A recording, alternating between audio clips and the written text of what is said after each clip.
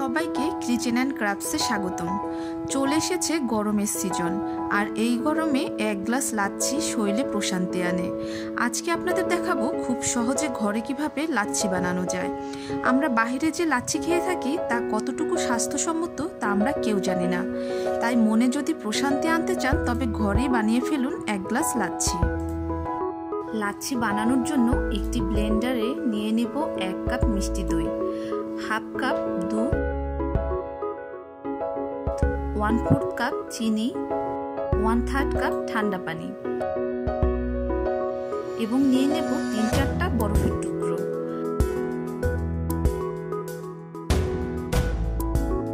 এখন ব্লেন্ডারে ভালোভাবে ব্লেন্ড করে নিলে তৈরি হয়ে যাবে সুস্বাদু লাচ্ছি।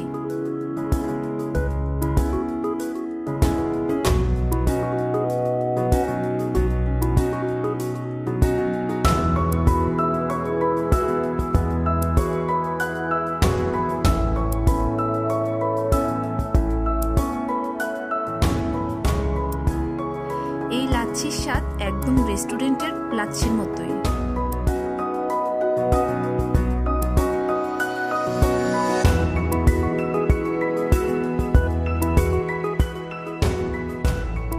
নিয়মিত লাচ্ছি খেলে শরীরের প্রোটিনের ঘাটতি কমবে, সুস্থ হাড় গঠনে সহায়ক হবে, হজমে সহায়তা করবে।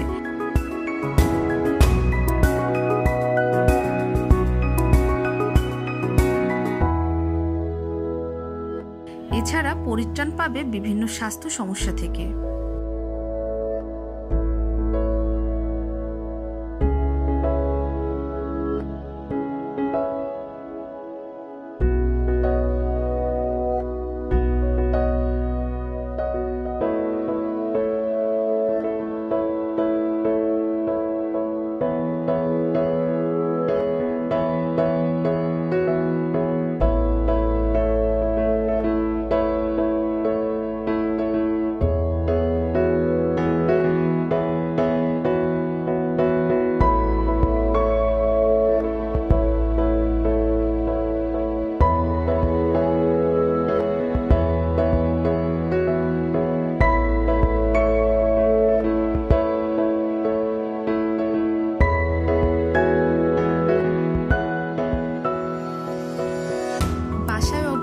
আমার দেখানো রেসিপি অনুযায়ী লাচ্ছি বানাবেন আর আমাকে কমেন্ট করে জানাবেন যে কেমন হলো।